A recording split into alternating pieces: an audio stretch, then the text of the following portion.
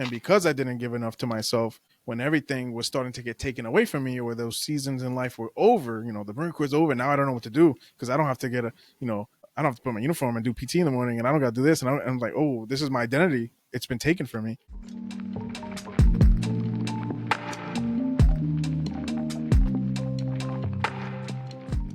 Welcome to the Vet Rides podcast. I'm your host, Juan Perez. My goal is to make success after service accessible to every veteran in society. I believe in the power of leveraging your service, not as a label that defines you, but as a launching pad for your next chapter. What we have been doing has not been working, and it's on us to start changing the culture. Enjoy the episode, and thank you for your time. All right, what's going on, everybody? Welcome to another episode of the Vet Rides podcast. This is going to be a freaking good one. I actually have a good friend of mine who became a friend just because I feel this connection with him based on the fact that our stories are very similar. Now, I don't want to take away any of his fire because I want him to be able to tell his story, but I met Steven a while back. I've been on his podcast a couple of times, and I've actually been wanting to get him on this podcast for a while. So without further ado, Steven, do me a favor, just introduce yourself real quick, and we're going to dive into some deep, vulnerable stuff, my man, please. Oh, thank you. What's going on, everybody? It's me, Stevie G, but I go by Steven Gonzalez as well. Usually the only people who call me Stevie G is anybody who knows me from the podcast. But a little bit about me, I'm a 32-year-old male, prior United States Marine Corps veteran, living out here in Virginia, Jersey, born and raised. I'm a father, amongst other things. I could give myself a million hats because I'm constantly doing things. However, that's just a bit about me. We're going to break into it. But I'll say first and foremost, JP, thank you. I appreciate you having me on here. Your content motivates me. Even the funny thing is I feel like I started right before you came out here, and I'm watching you flourish, and I'm like, man, look how the tables turn. This guy's really the one pushing me to get back on top of my game. So I appreciate you, and I appreciate you giving me the opportunity to come on. For sure, man. And we push each other, brother. Trust me. I see the things you're doing. I see you posting. I see you like reviving the podcast. And I want to see amazing things for you too. Cause I feel like we're both on a very similar, path, and we're going through some very similar stuff. Right. So I think that says a lot about what happens when we get out and the journey that we're on. Right. Cause everybody goes through it just differently. But yeah, I'd love to hear, I guess we can kind of start off just talking about your experience getting out of the military. What was it like for you? What do you think maybe you did well, and what could have gone a little bit differently? Let's just talk about it. Yeah. So I will give a breakdown as I got into the transition phase. So I was in the Marine Corps 11 years. Originally, I was a radio operator by trade, so 0621 for any my comm bubbas that are listening to this. You guys know what's going on. And then obviously, as you move up through the ranks, your rank changes as you reach staff sergeant. So I got out as a 0629, amongst other MOSs that I had, the MCMAT instructors, the force fitness instructors, you name it, recruiting. Picked up a bunch of MOSs, but however, I was a communicator by trade. Spent some time with artillery, security forces, and recruiting. So I'm no door kicking, war saving machine. However, I did my time in the Marine Corps. So fast forward to my transition. My transition did not go how I wanted it to go. It was also an unexpected transition. On recruiting duty, for anybody who's listening, you know exactly how it is on recruiting duty. If you served, it's the best and worst time of your life. You're gonna give a lot to the Marine Corps. So as I used to recruit people, I used to let them know, like, hey, the Marine Corps is going to take from you. Make sure you take back from what you need, meaning the benefits and so on and so forth. I definitely gave a lot of myself in those last 3 years on recruiting duty, giving myself and losing myself as well, because I put in so much time and effort, and because I was never home. It affected my marriage. It affected my physical fitness, my mental health. It affected me as a brand new father. My son was born in 2020. I was on recruiting duty from 2019 to 2022. So I'm trying to figure out how to be a dad, figure out how to be a Marine recruiter, keep my my marriage together at the same time. And nothing was working out for me. Although for the most part, it was a successful time on recruiting. It was not the best time on recruiting. So this is not going to be a whole recruiting episode. But from there, my transition, I was put in a position where not everything was going my way. My marriage was really rocky. To give a little insight, right? My marriage was falling apart. Simple as that. Me and my wife were not connected. We're becoming roommates at this point. there's no lovey-dovey. Even if there is, it's very it's seasonal. And then by then, I make a lot of bad decisions due to my drinking problems, my drinking habits at the time. We try to do the therapy route. We try to do Yeah. everything, at least that I thought we can do to make it happen. So I'm in a position where, hey, it's time to stay in or get out. At this point in time, I have orders to California. I remember my wife telling me, "Hey, if you go to Cali, I'm not coming with you. Like, we're not going Mm. to Camp Pendleton." I was like, "Oh, okay. Well, let me hit up the monitor because I kind of know some people." Right. Uh, I end up getting my orders changed like within a week. Hey, you're going to Second Tracks in Camp Lejeune, and I was like, "Oh, cool. We're staying on the East Coast because I'm already in Virginia." I tell her the great news, and she's like, "Nah, I don't think I'm coming with you."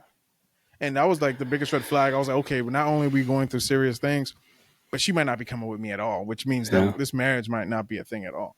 So, without going into the details of what happened as I got out, I'll say I had to make a decision. And the decision was, do I fight for my career or do I fight for my family? Mm. At this point in time, my son's probably almost 2 years old, and I have to make that decision like, okay, what do I do now? And I chose to get out.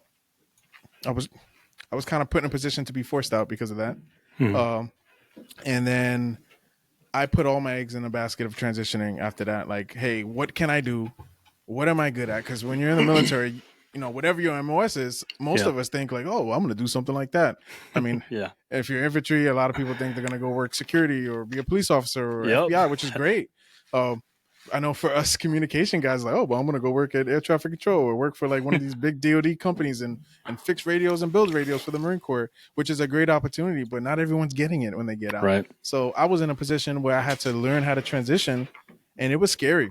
It's growing up all over again. Whether you're getting out at 4 years or 40 years, you have to figure it out all over again because you get institutionalized in the military. Of Yeah. most of the time, it's a one track mind thinking like, hey, you should stay in because if you do your 20, you'll be set for life. But they implement certain programs to set you up on the outside, and they're great programs. Mm-hmm. I could go on all the acronyms of what they help you with, but I tell you right now, that's not everything you need. You need more. You need to network. They're going to tell you to fix your LinkedIn and get your resume set up. You need that plus more. You need Yeah. to constantly be talking to people, and then it's a soul searching event where what do I want to do moving forward? Because I forgot the statistic, but it was like the average veteran gets out and then within the first year switches his job maybe 2 to 3 times. I'm Yeah. Sounds fortunate about right. enough. Yeah, I'm fortunate enough that I didn't have to switch my job because I actually enjoy what I do right now. Yeah. I'm in recruiting, but in a whole nother capacity. I Mm. actually work for a defense manufacturing training program funded and founded by the United States Navy. So, no, I'm not a government worker, but the people who pay my bills is the Navy. So that's very ironic that I'm still hanging around a bunch of Marines and sailors after all this is over.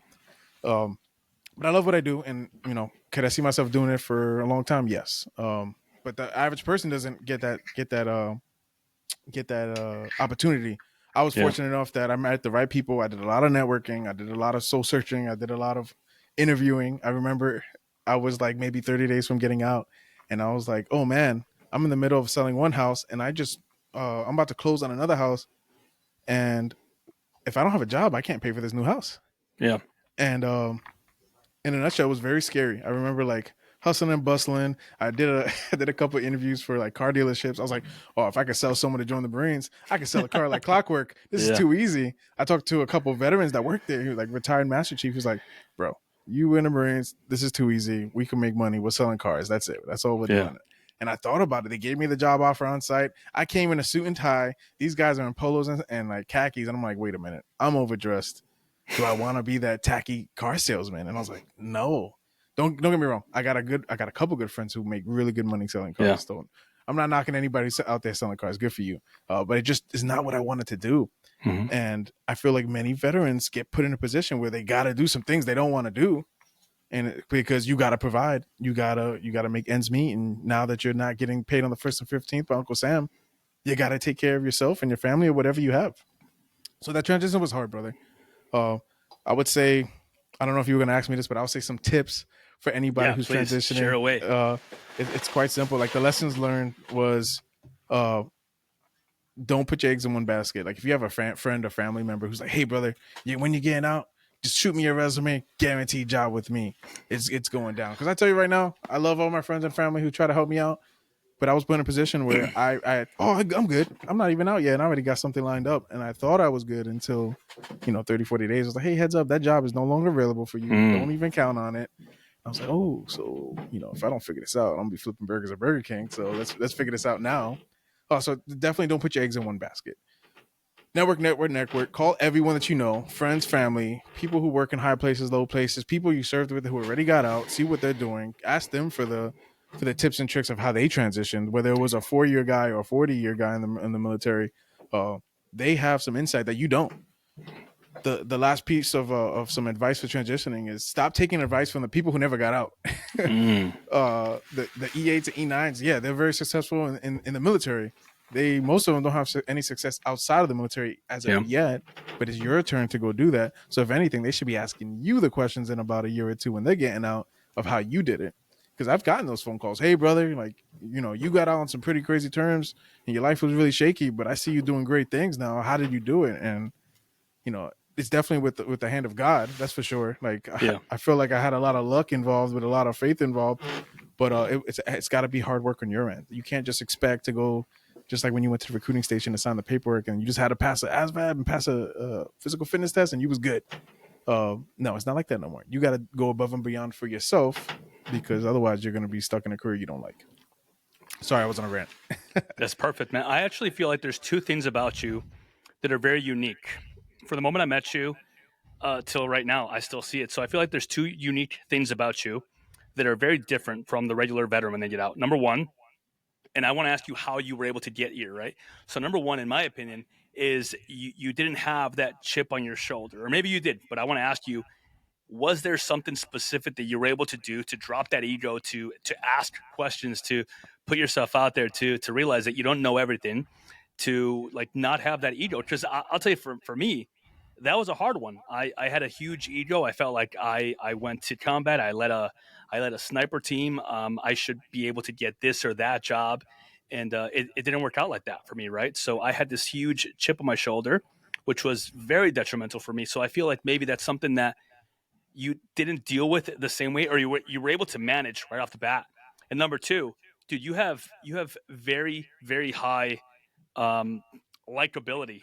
Like, you're very personable. You know how to have conversations. You're easy to talk to, and a lot of veterans don't have that skill. They can definitely work on it, but I feel like that likability factor, that you have personability, you have character, you can make people laugh.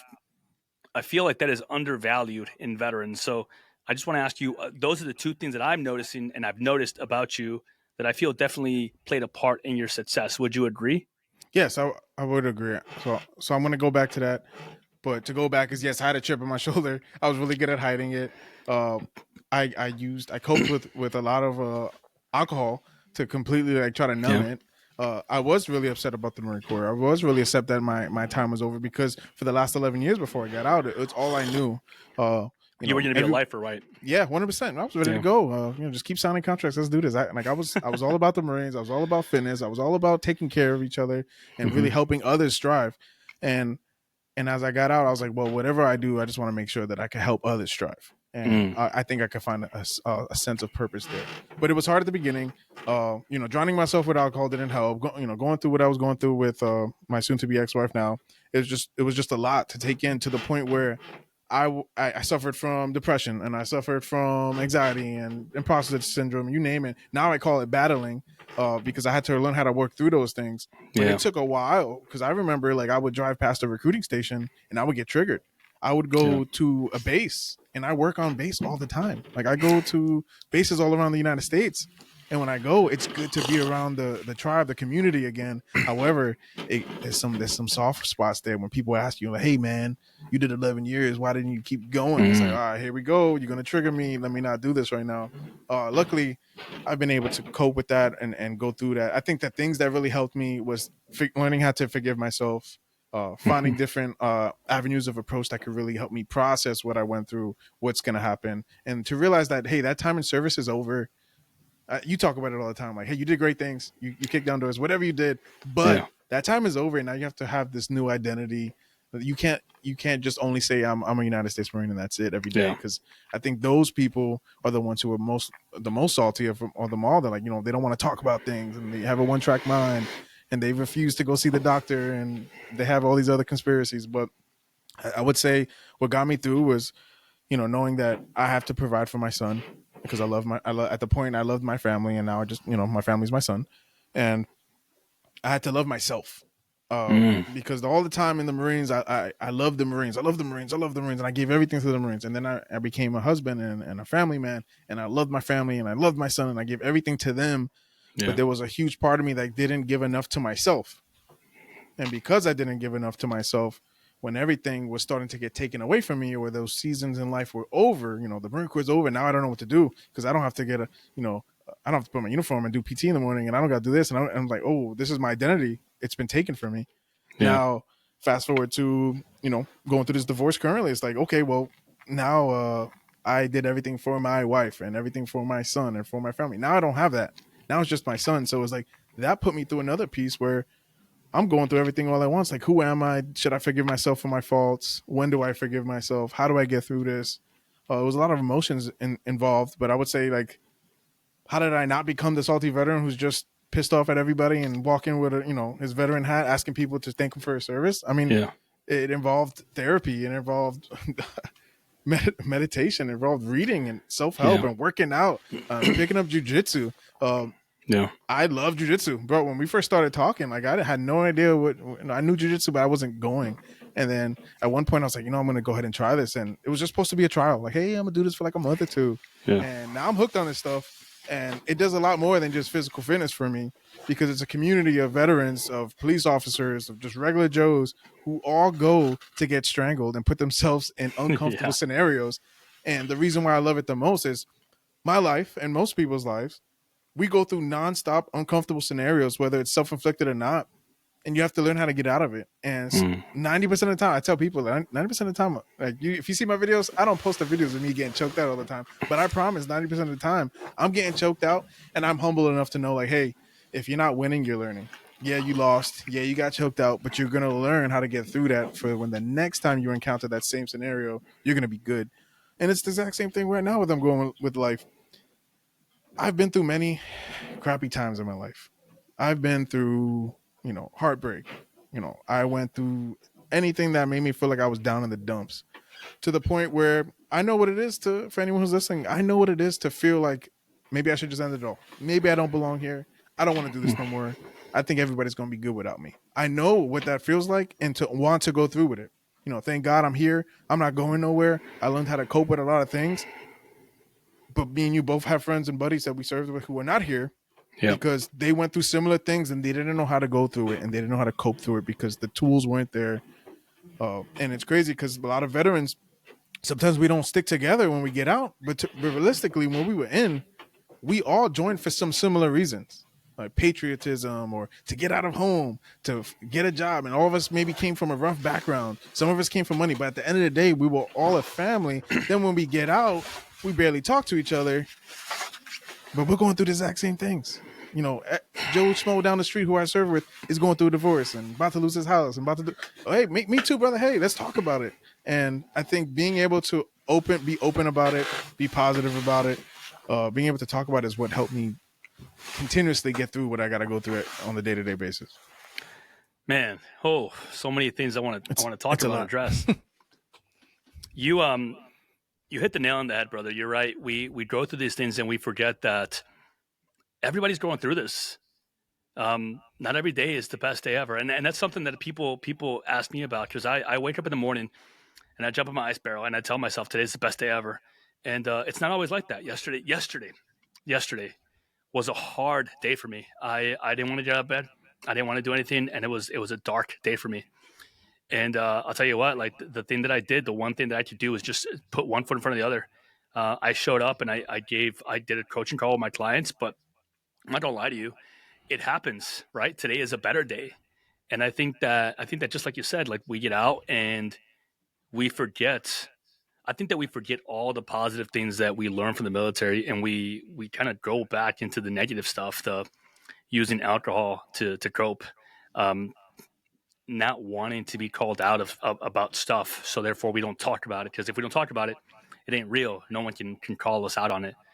But I think you're absolutely right on the fact that you got to lean in to the discomfort. You gotta lean into the fact that, like, if you're not happy with where you're at, you gotta do something about it, and you're doing something about it, right? So I mean, you could have easily like told yourself, like, I was supposed to do this. I was supposed to be a lifer, and that fell apart.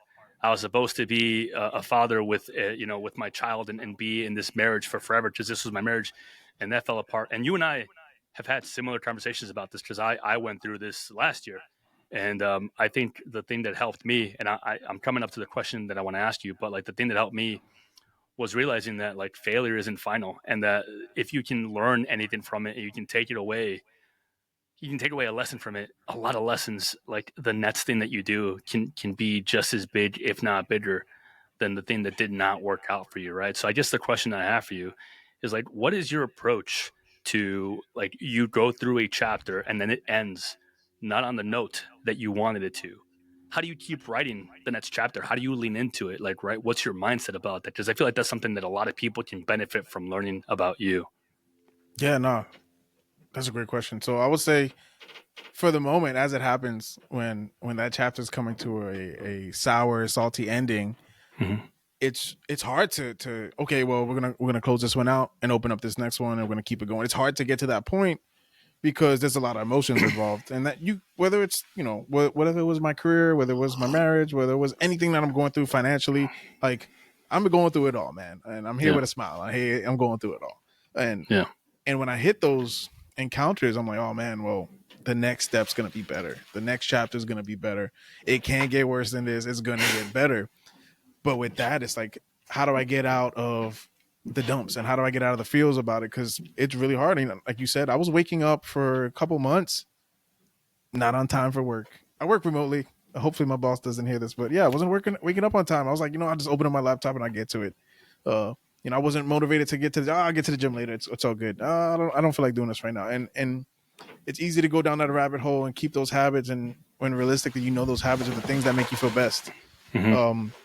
So I think just being able to process your feelings, being able to forgive yourself, forgive other people, because you can't live in a hate. Like, I can tell you right now, Sergeant Major Smuckatelli, I hate your guts. No, I don't hate your guts.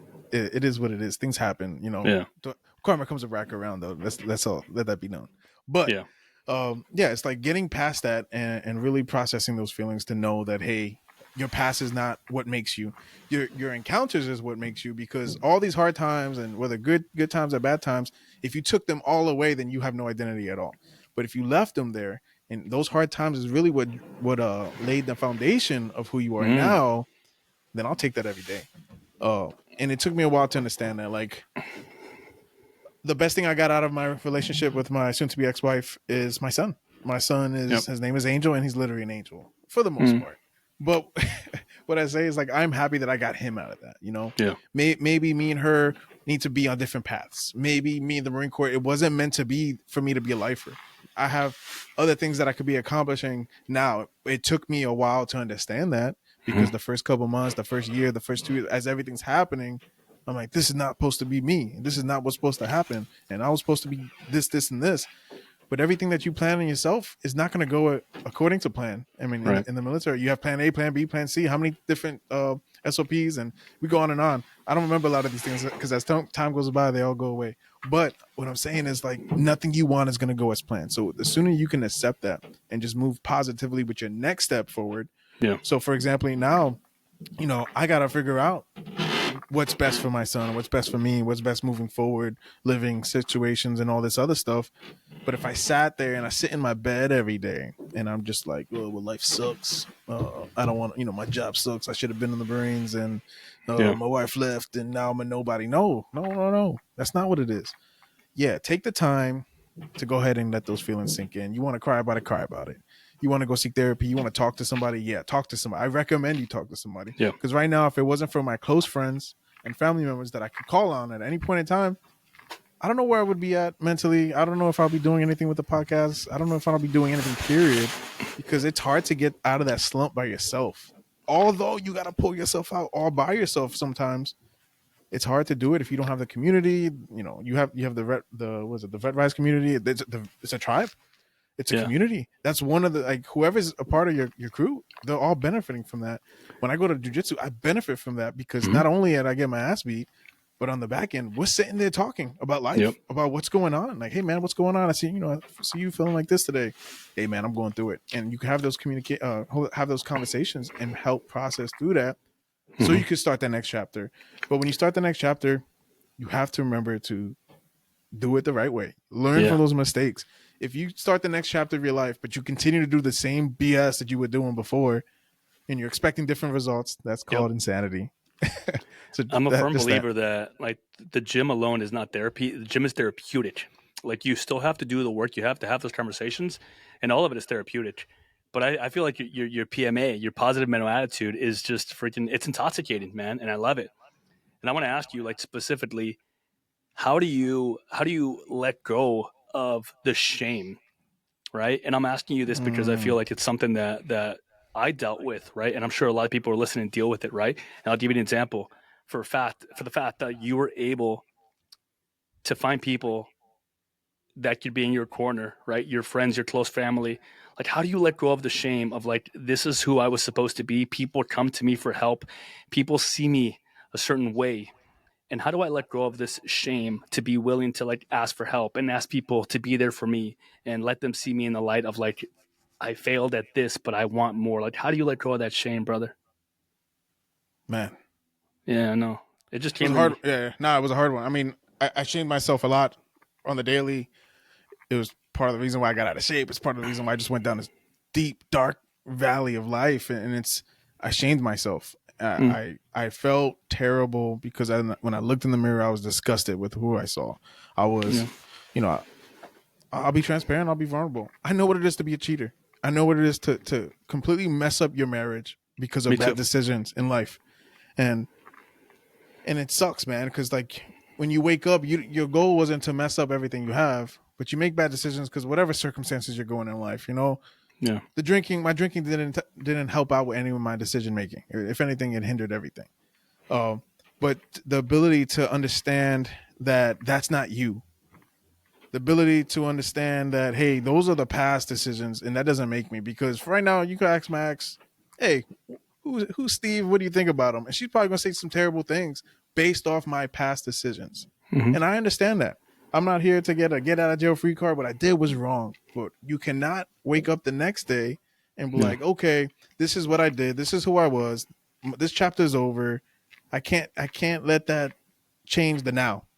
My now and what I do now is how I'm getting through it, or letting go of the shame, letting it go, understanding and giving yourself some grace that, yeah, these are the losses that you have. You lost your family, you lost your house, you lost this, whatever you're losing. You fill in the blank. You lost it. But on the flip side, remember the wins. Yeah. As I'm going through hard times in the last couple of years, I have a lot of wins. I completed my, less than 2 years of getting out the Marines, completed my bachelor's degree. I already started my master's degree. These are all small wins, big wins. No one in my family no one in my direct immediate family has a college degree. For me, big win. For some people, small win. Either way, you have to give yourself grace for the big wins, the little wins, the big losses, and the small losses, and understand that that's not just you. Yeah. But those losses and those wins is what makes you. Oh, man. But to go back to shame, man, it's really swallowing that pill. Really looking to God. Well, I'm not here to push everybody on your Savior, Lord in Christ, Jesus Christ, right? But I think a higher power is definitely needed. I think that, I mean, I like your shirt. Does that say faith over fear? Yes, it does. Yep, I had a feeling. Yeah. Yeah, and I would say, like, I always believed in God. However, in the last year is when I really started honing in and realizing that, there is a higher power, and everything I'm going through is for a reason, and I'm not alone doing it. And, the big man upstairs never puts you in a scenario that you can't handle if he doesn't want you to go through those things. He wants you to go through those things so you could learn and so you can become a better person on the flip side. Yeah. And that's the way, honestly, I'm just praying every day, like, okay, well, you're giving me some hard ones, God. You're giving me some hard ones. Yeah. I'm ready for it. I'm going to buckle up. I'm going to put my boots on, bootstraps and all. Let's do it. However, this is not going to be easy. And as long as I'm waking up with that mindset, like, hey, eventually this will get better. Eventually this will be over. You know, my past is the past, but my now and my future is going to be a lot better Yeah. if I follow it this way. So I would say, yeah, just swallowing that pill, realizing like, hey, forgive yourself, what you did, what happened, what you lost. If it's your fault, not your fault, doesn't matter. Let it go because it's done. It's done. Yeah. You can't go back. So yeah, I like that. No, I appreciate you saying all that. I'm a very firm believer that adversity, when it happens, like it's when you're about to level up. Like this past year has tested me in so many ways. Right before I was about to quit my job, TikTok banned me for a month, and now that I just quit my job, this whole TikTok thing that was about to happen, thankfully it didn't happen. yeah, But I'm a firm believer that like when adversity comes your way, it's because you're ready for it. It's because you.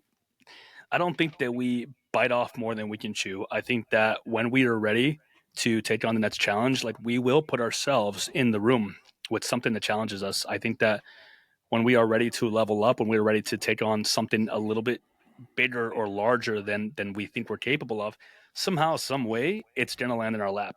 Maybe it's God putting us there for us. Maybe it's the choices we make. Maybe it's the fact that you are operating at a higher frequency, so therefore people see you differently and they mm, come to you with different opportunities. But I really believe that stepping out of your comfort zone, sometimes it's by choice and sometimes it's because that's the next step. That's the next thing you got to do to get to that next level. So I want to ask you, what is the next thing for you? What are you challenging yourself on? What is the next thing you're yes, working towards that you're excited about? Because honestly, man, like your attitude, your PMA, your positive mental attitude, it's more freaking positive than mine, right? And I love that because sometimes I'll tell you right now, like I'm actively working. One of the things that I'm actively working on is reducing the negativity in my life. But that also means that I'm actively working on bringing more positivity into my life. So I'll tell you right now, like I want you to be more active in my life. I want to take a more active life, more active role in friendship with you because I like what you're doing. But to me, that just means you're actively myself working on bringing good things into my life. So like, what are you working towards that you're excited about? That you just share with us.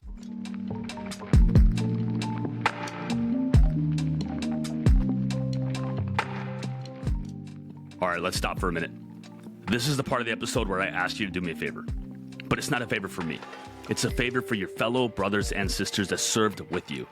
If you know someone that has been struggling, if you know someone that has been going through it right now, and you know that they want better for their life, they just don't know how to do it, please share this episode with them. It might just be exactly what they need. That's it. That's my only ask. If you want to subscribe, I appreciate you. Thank you for your time. Back to the episode.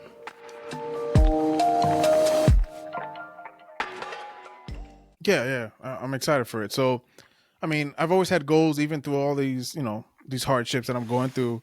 And I always still planned like, hey, this didn't happen the way I wanted, but I'm still going to plan to make something happen and whatever those goals are. So I still have my goals. So my short term, my midterm, my long term, we could talk about it all day. But right now, big things that I want to get really into is I just hopped back on the podcast. Over the last year, I threw a couple episodes out, little reels here and there, but I wasn't really invested because I was going through so much. And as I was putting content out, as I was recording, even during the time frame where we were recording, I was in such a bad place mentally that like I felt like a fraud for a little bit as I'm putting all this stuff out there. I'm like, man, I'm going through it more than anybody that I know. Like, who am I to tell people to keep it up and keep grinding and keep doing what you need to do? I'm over here in the slums. Yeah. But it hurt. But I realized that I can't let that stop me. So yeah, I'm back on the podcast. We just released an episode this couple weeks ago. I got to get one out soon. I'm trying to get back to the fluency of it. Just like I know, it's hard to Yeah. be consistent. But right now, you're killing it. Yeah, I went on YouTube earlier and I was like, how many episodes he got out right now? And I was like, man, 88. yeah, I know that's like more than double what I got right now. And you've been doing it less than me. So I was like, man, that's motivation for me to really step it up. And I think the idea was, you know what? Yeah, I always bring people on to my podcast. Resilience on the Rocks is a show about people who go through it, adversity, good times, Yeah. bad times, rock bottom, relationships, drug addict, you name it. I got everybody on there. And Uh-huh. everyone has this great story of how they overcame and they bounced back, or they're getting ready to bounce back. They're in the Yeah. slums right now and they're about to bounce back. But I'll tell you right now, that not one episode where I sat on the show and said, hey, this is me. Yeah. You probably know more on this episode. Anybody listening, you know more about the host of Resilience on the Rocks right now than if you went to go listen to the show right now. And it's Oh man. because, I was afraid. I wasn't vulnerable to the point where I wanted to put everything out there. And now at this point, cat's out the bag, man. Like, I cannot be ashamed of my past. Like, I can only be happy that what happened happened, and now moving forward, everything's going to be good. Yeah. So podcast is one. Go tune in, check us out on TikTok and Yeah. Please Instagram, do. all that stuff. Resilience on the Rocks. Appreciate the plug. But after that, I talked about jiu-jitsu. My goal right now is to be consistent with that. I got, I earned my blue belt in less than 2 years, which is, Nice. it's like 10% of people who start jiu-jitsu don't even make it to blue belt because they quit. Boom. Yep. So I already beat the statistic there. Cool. I'm going to keep going there. However that's goal. I did some competitions. I don't have a goal of becoming top competitor in the world because that's a life that is very, it's very stressful. It's a lot of hard Yeah. work. So whoever does it, good for you. But I just want to do a couple of competitions here and there just to test myself and put myself against people I don't know. Mhm. And then beyond that, obviously, I'm in my master's program.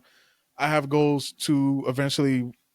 I love my job. I love the position I'm in. But the biggest thing that I wanted leaving the military was like I want to give people a sense of purpose. In my job, I give veterans, civilians, you name it, I give anybody an opportunity to learn a trade so they can help build ships and submarines for the United States Navy. It's a great opportunity. I give people a sense of purpose, especially if they were a veteran. They're like, oh man, so now I don't got to serve for Uncle Sam, but I'm working for Uncle Sam, kind of. Mhm. And they feel that sense of purpose. So I feel great when I'm helping a veteran like that. I feel great when someone's 18, 19 years old and they tell me, I couldn't join the military because, I got XYZ wrong with my medical. But this gives me an opportunity to help build ships and submarines for the Navy. I'm like, well, look at that. You have a sense of purpose. And by me helping people strive and thrive, it felt good. But I feel like there's more out there. And I was just talking to, I was just talking to my girlfriend about this recently. I feel like there's another purpose. Like, I feel like the podcast is definitely something, but I'm Mhm. not even sure if the podcast is what God's calling for me is to go do it. I don't know. I feel like I want to be in a position where I could really speak to more people. Uh, with the podcast, I will have an opportunity to do that, but I feel like I don't know it yet, but I know there's something coming where there's going to be an opportunity where I'm going to be able to really, I guess, use that positive mental attitude and let it sing it to others. And I don't know what it is yet, but we're gonna figure it out soon. But Well, that's the real goals right now. we'll definitely talk offline. But I'll tell you this right now. I don't mind sharing this because I've already talked about this. But as a matter of fact, let's just do it live. Fuck it. Let's see what happens. So in August, we're going to be having our very first in-person event for all of our clients. You've been a client before. You understand kind of what I'm building. Honestly, dude, it has grown into this behemoth of a thing that I have people that have signed with me for 2 years, I've seen and that. it's been it's been beautiful. I'm doing it full time now. I left my job in November. I resigned in November to do this full time, and it's just been growing. So one of the things that I know that I needed to do, I wanted to do, was we're going to do our very first in person event in August.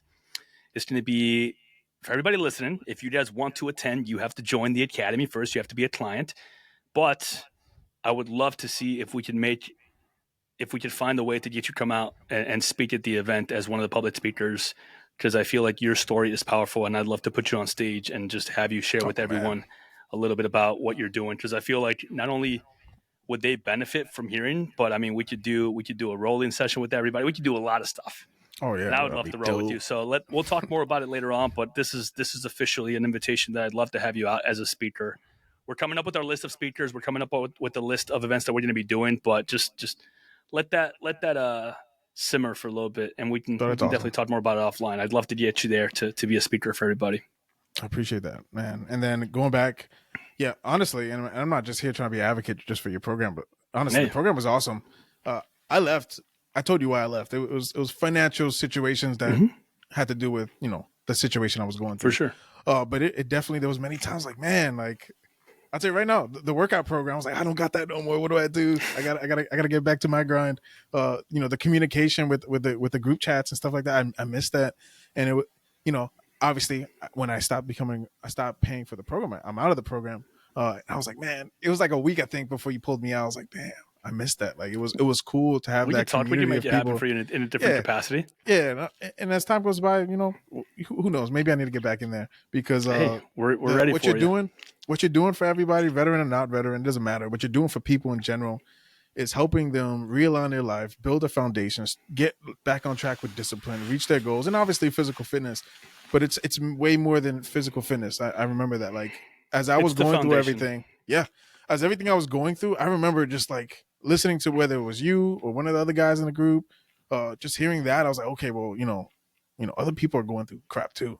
Like it's okay. Like it was Yeah. like I wasn't kind of like sitting in a circle, like AA or something. Like, hey, I got issues too, and it made me feel good. It was like, okay, well, there's a community of people, and if you're listening, find that community. Whether it's with Coach JP, whether it's whatever, I don't care. Plug in the bank, go play basketball at the rec center, do Yeah. something. You got to find your people, and that's what's gonna get you through. And find like-minded people who have those goals. Um, yeah, but I appreciate it. I definitely want to give me an opportunity to speak. I'll do it, bro. Let's do it. Absolutely. Yeah, we'll make it happen. So we got the podcast going again. You're launching more episodes. Are you willing to talk about kind of why you stopped doing it and kind of why you told yourself that you wanted to fire it back up again? Yeah, I mean, it's simple. I stopped. It hit me hard. I probably stopped right before I found, my wife left me. So what happened was, just to give a quick spiel, I'm doing everything in my power. We're doing counseling. I'm going above beyond. One thing that I want to throw out there is I had an idea that, obviously we could talk about love languages and which one's what, but I thought that, okay, well, I'm going to give all my heart and I'm going to give all of my emotions and all my attention. I'm also going to give all my money. I want to make sure that whatever this woman wants, she got it. And I kept giving and giving and giving. And even if it was at my expense, just giving and giving and giving. And I'm saying this because you cannot make somebody love you. You can't pay to make them love you. Yep. And there's nothing you can do. Like, I can make the conscious decision of loving someone. No matter what I do, good or bad, that person has an option to love me. And because I was in my mindset, I was like, I remember I'm an overthinker. I think about everything, and I'm gonna ask you, hey, are we good? Hey, are we still friends? Like, whatever the case may be, I'm gonna ask. And I used to ask every day, hey, do you still love me? Do you love me? Because I love you. And to the point where anything I would ask her, I could tell it was like irritating her. She's like, why are you saying this again? Why are you saying I just wanted affirmation of, Yep. If anything I was doing was working. Words of affirmation, huh? Yeah, but that's mine. That's one of them. That's mine. Mine too, Yeah, man. and I just Yep. want to hear it. Are we good? We're good. We're not good. If we're not good, Yep. how can we work on it? Yep. And it came to the Same point here. where the words were given to me. We're good. We're good. We're good. We're the best. Things are getting better. Da da da. And then it just took one event, and she was gone. Just left. Never came back. And we're working out co-parenting. Thank God. But yeah, that was it. And because of that, I was like, man, not only did my life fall apart because I lost my career and I started a new one and I have to figure out life all over again. Not only did I accumulate a lot of debt and buy this big, amazing house that was for a family, and now it's just me, my son, and my brother. There's no reason for me to be in this big old house. I don't need a $500,000 house right now, but I have one. And I have this great huge mortgage that I could just be living in an apartment or rent a house or buy another. I could do all these other things instead of spending this money. And I realized that I was just putting myself financially in a burden, mentally in a burden, emotionally in a burden. I was just down. Because of that, I was like, you know what? I can't do the podcast. I can't even press the record button. I remember there was days, and this is when I was still drinking hard. I picked up drinking again, and I was just recording drunk and just letting the camera have it. And none of those episodes will ever get released. But I tell you what, it was a great therapeutic session for me. Yeah, journaling. I recently went back and I pressed play and I was like, oh damn, I was in my feels. I've done that a few times differently, but it's helped me look back. I record videos when I'm at my darkest and my lowest for myself, and I watch them back. I also screenshot moments that I want to remember. I screenshotted my bank account back in October where I was negative $5. And I remember the feeling like I never want to be here again. And it was all because of my decisions and the divorce. And it was scary. It was scary because like 2 months later, I'm supposed to quit my job. Right. And I remember like, I let that light my fire to be like, I never want to be here again. So I need to do things. I need to take steps to make sure that this never happens again. Yes, that's Yeah. spot on, dude. I never want to go through in any shape or form or capacity, emotionally, with a marriage, financially. I never want to go through this again. So Mm-hmm. once I'm out of this little rut that I'm going through, we're taking notes. We live and we learn, Yes. and we're not doing this again. I'm not doing it again. I can't. Yeah. I can't. It's just it took a lot out of me, and I don't know if I can keep doing it. I'm a resilient motherfucker, Yeah. but we're not doing this again. Oh, and Uh, I feel you on that. but I feel you. yeah, um, you had just asked me. I wanted to carry out on something. Mm, We were talking about why you stopped doing it. yeah, You were drinking yeah, and doing the episodes yeah. and journal. Yeah. So the drinking. When I started with you, I really honed in on my drinking, but I was still drinking. Mm-hmm. I remember telling you like, "Hey, bro, I still drink." And then yeah, bad eating habits, bad anything habits, habits that were tamed and now taken care of. Now I don't drink like that, but because I was drinking that so much, I Yeah. couldn't, I couldn't get through it, and I couldn't move forward with what I wanted to do. So I stopped. I felt like a fraud. I didn't do any of the podcast anymore. And what helped me really say, "Hey, it's time again," was I had a few individuals who just randomly hit me up. They could have been close friends or people. Like, hey, you stopped with the podcast. I looked to see if there was any more episodes, and you haven't posted anything. What's up with that? I'm like, nah, I'm not doing it right now. Why? I gave them a little insight, and I was like, yeah. They're like, bro, you're Stevie G. You're resilience on the rocks. You talk about all the hard times and how it gives you the grit, and you got to keep going. This is everything that you needed to happen to you in your life, Yeah. so you can get back on the podcast. Like my close buddy Dave told me, he's like, if not now, then when? Because Yeah. nothing else could go wrong. This is the time for you to get those stories out there. This is the time for you to really get the wheels turning, because it's going to help you mentally as you go through. You're going to help other people, and he really got to me. Speaking to people's like, just do it, just a recording. And then I had I put out a small episode, and then I had a buddy hit me up, was like, hey, what are you doing right now? I'm like, nothing. He goes, we're recording. And I was like, oh, let's go, podcast time. And it felt good to get back on the horse, and I want to keep it going. I just got to really find the drive to like find more guests and find more content just to be consistent, and I'll get to it. Yeah. But that's really why, like, once I started doing it, once I started putting more reels where I'm really just speaking on my emotions or hot topics that I feel like people can agree with, and I started getting that traction on TikTok or Instagram, Mm-hmm. like people actually commenting. Before I get a couple likes, but now I'm like getting people commenting like, "Oh man, I needed to hear this. I'm going through this too. How did you do this?" I'm like, "Wow, okay, Words of now we got affirmation. traction." Yep, and I think that gave me the fire to say, "Okay, Good. we need to keep doing this for a little while, see where it goes." I don't have aspirations to become a Joe Rogan, but it'd be cool to get some more traction out there. I think that it's a power. It's a power to be vulnerable. I think that when you do that, when you allow yourself to be vulnerable and to share the story, number one, your story is someone else's survival guide, But number two, it also allows people to share with you. It allows people to see you in a different light, because people see you as Stevie G. People see you as this individual that has the answers to shit. Because dude, you are a resilient motherfucker, and you've been through so much. I think people look at you and they're like, "Damn, that's that guy with the positive mental attitude all the time, always positive."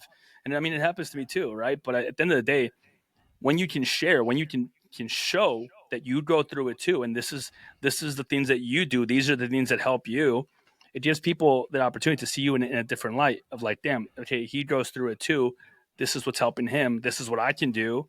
And it allows people to want to open up to you as well. That's something that I've experienced since I've been more open on my socials and my videos and the stuff that I talk about too. Oh yeah, man. Yeah, I needed that. It was definitely a missing piece. I think it ties into trying to be tough and be the Yep. tough guys. Like I don't want to let nobody know what I'm going through.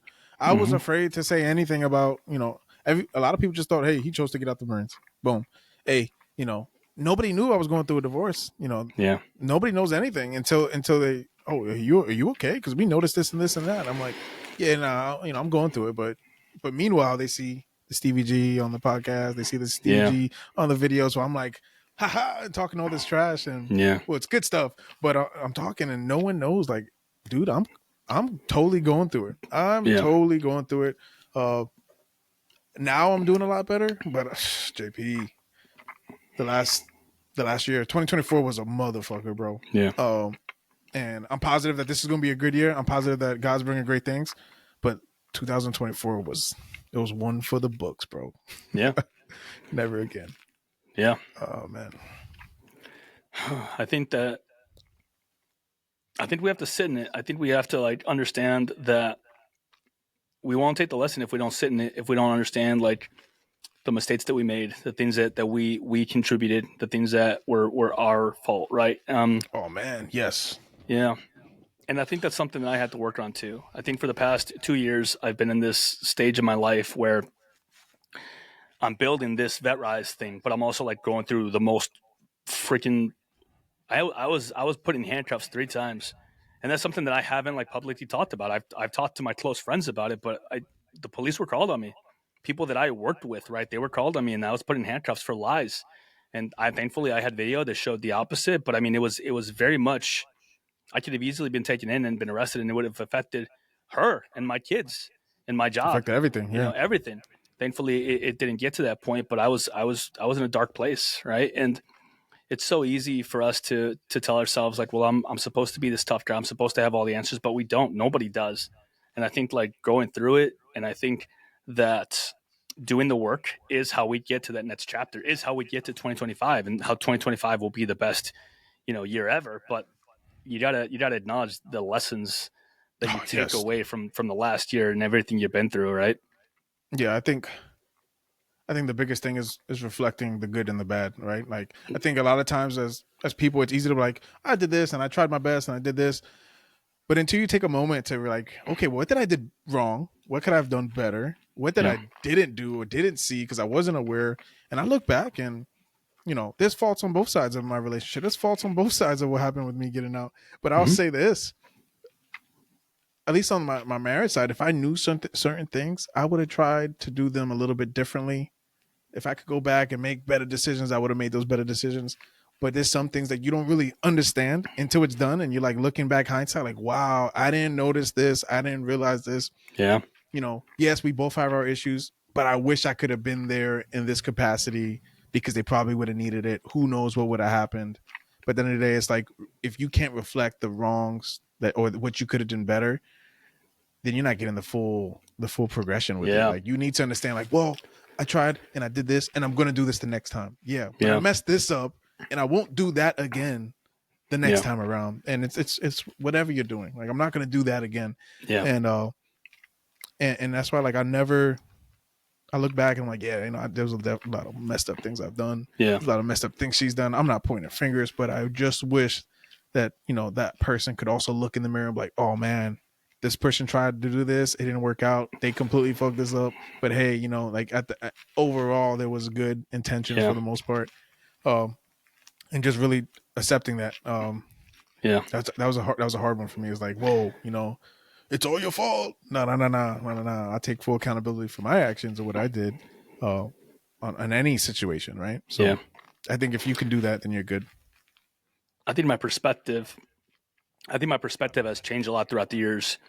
In the things that are my fault, the things that I contributed to, yeah, I own them and I've made changes. But I think also the way that I've looked at the counterpart of like the other side of the relationship, the other things that were done to me, I've also tried to own that by understanding that I didn't have proper boundaries.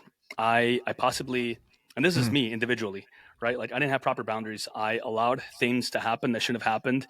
I think that when you know what you don't want in a partner, it kind of tells you what you do want, what you are looking for, sets the standard for whatever's next. And I'm not out here looking for a partner right now, but I'll tell you right now, I know exactly what I don't want in a partner, yeah, which just helps you much more become the person that you want to be. I think it's about who we are becoming, not who we're trying to be for someone else. So I look at everything. I look at everything, even the things that I thought that I needed at the time. And what was it? It was me being in a bad place, me being in a toxic relationship that honestly attracted someone with similar qualities into my life. And I'm just trying to learn from that. So I made sure that I'm never in a place where I attract that, where I have proper man, boundaries, where I am, in order to attract the 10, you got to be a freaking 10. You know what I mean?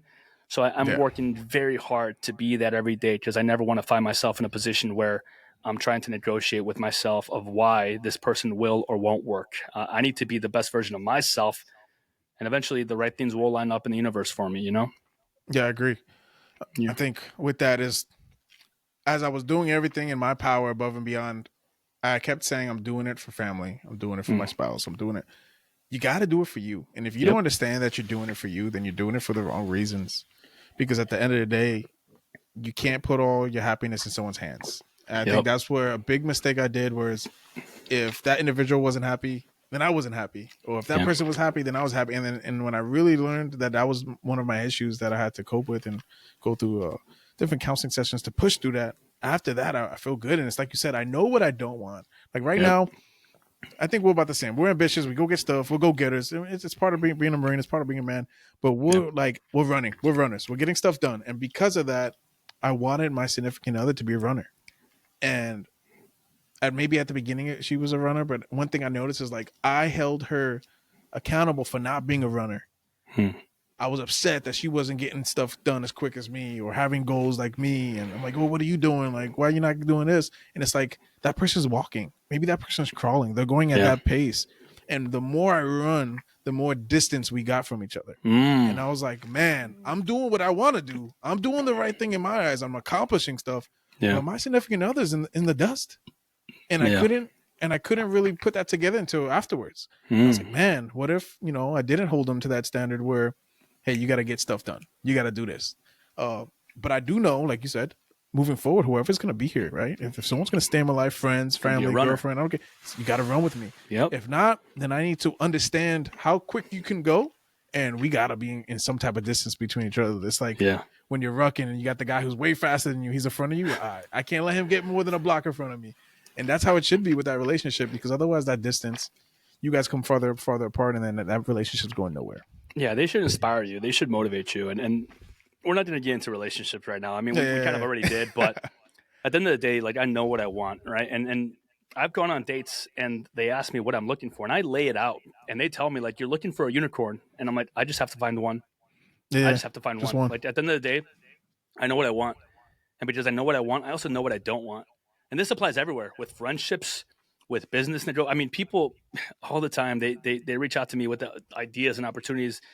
At the end of the day, like I believe that being focused on what you're building has a lot more to do with removing the distractions and saying no a lot more than saying yes. Yeah. Right. So like I apply that everywhere in my life, with everything, with friendships, with relationships. Like I know what I'm building. I know what I have to do right now. And because I know what I have to do, I also know what I don't have to do. I know what I have to remove from my life. I know what doesn't have place. It doesn't have a place in my life right now. And that's okay.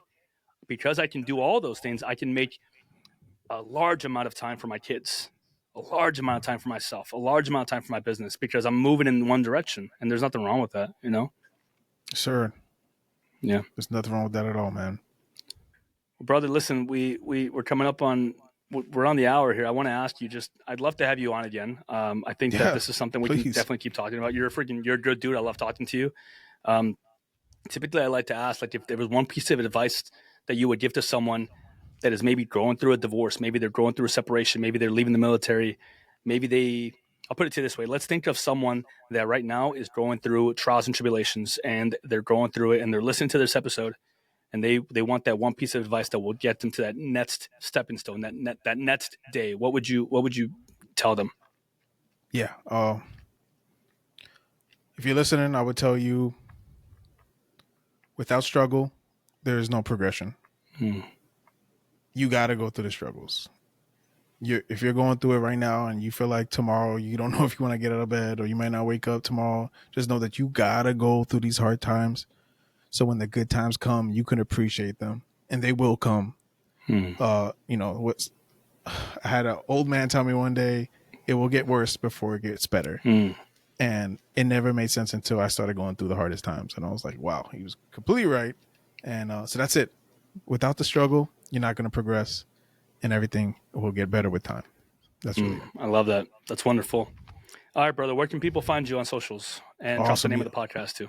Yeah, for sure. So the podcast name is Resilience on the Rocks Podcast. Due to some circumstances, I had to open up a second podcast account. If you type in Resilience on the Rocks Podcast, you're going to see one with 33 episodes and one with 2 episodes. The newer episodes are the one with 2 episodes currently. You can find us on, whether it's a Facebook page, Resilience on the Rocks page, Instagram is Resilience on the Rocks, TikTok Resilience on the Rocks. Go ahead and add me on there. I'm on it. I respond to people. So if you got something you want to say to me, please, if you want to come on the show, say something, because I feel like some people don't think that, oh, well, I'm just a nobody, I don't need to be on a show. No, I'd rather have a nobody and somebody big at the same time, because everyone has those stories. So that's where you can follow me. JP, once again, brother, thank you for this opportunity. Of course, and I would love to be back on the show if you're open to Let's that. do it. Let's do Hell it. yeah. I got time. Let's do it. All right, love it. All right, man. Well, hey, thank you so much for being here with us. I appreciate you. We'll definitely have you back on, and thank you for all the freaking amazing value and knowledge that you shared and you dropped. Appreciate you, Stevie G. For sure. Take it easy, brother.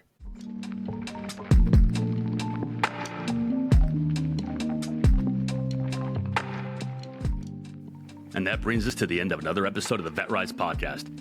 If today's episode inspired you, made you think, or simply gave you hope, I have a small favor to ask. Share it with just one veteran or someone you think could benefit from my message. Your share could light a spark for them. You don't know who you might save. For more insights and to join our mission, follow my socials at JP the Veteran Coach and explore how we can rise together. Thank you for joining us, for being part of this journey, and for believing in the power of rising together. Until next time, keep pushing forward, keep rising, and never forget that we are stronger together. My name is Juan Perez, and thank you for your time.